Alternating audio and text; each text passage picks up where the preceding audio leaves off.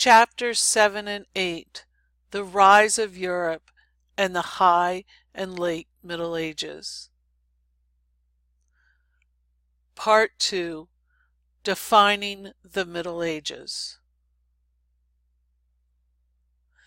As you listen to the video, add to the outline below.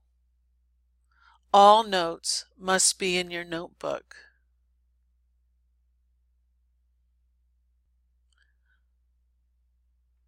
The essential question number 1. What do historians mean by the term Middle Ages? Answer the question in your notebook.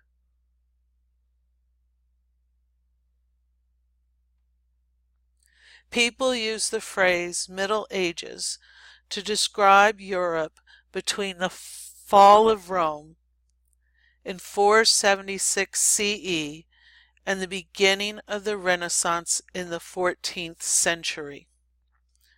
Many scholars call the era the medieval period instead. Middle Ages, they say, incorrectly implies that the period is an insignificant blip sandwiched between two much more important epochs. The word medieval is actually translated into Middle Ages.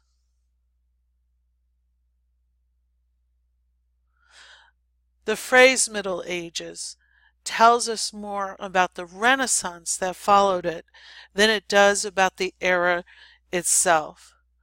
Starting around the 14th century, European thinkers, writers, and artists began to look back and celebrate the art and culture of ancient Greece and Rome.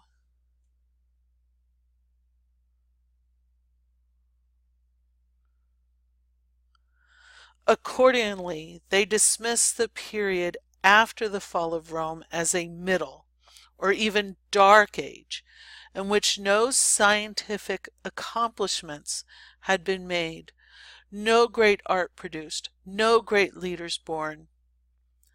The people of the Middle Ages had squandered the advancements of their predecessors, this argument went. The term and its conventional meaning were introduced by Italian humanists with invidious intent.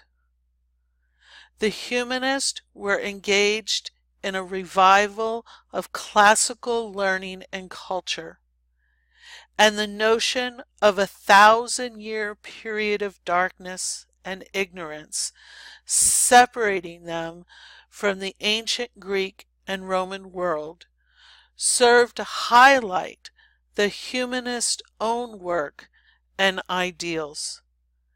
It would seem unnecessary to observe that the men and women who lived during the 1,000 years or so preceding the Renaissance were not conscious of living in the Middle Ages.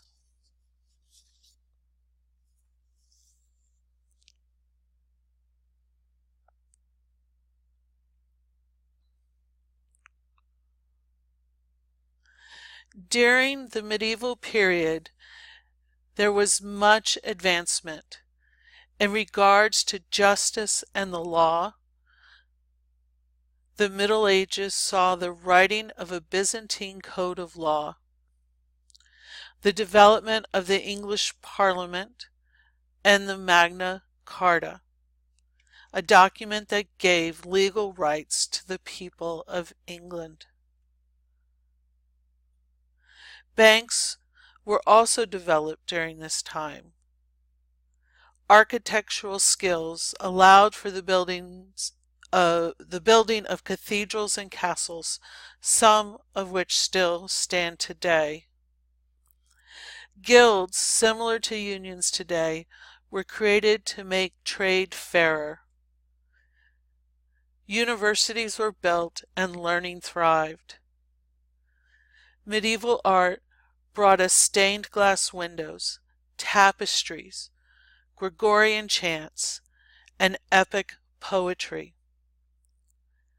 There were strong developments in farming that allowed for higher yields in agriculture, such as the horse-drawn plow, the horse collar, and horseshoes.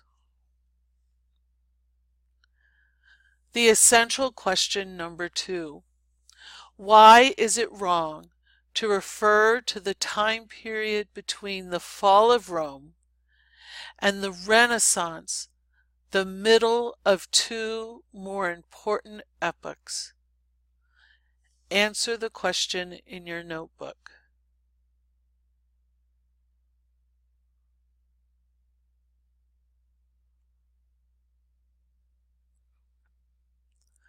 Draw a picture that shows an understanding of a concept from the video. The drawing must have color and be more than a few lines and circles. Be prepared to take a quiz on your notes the next class day.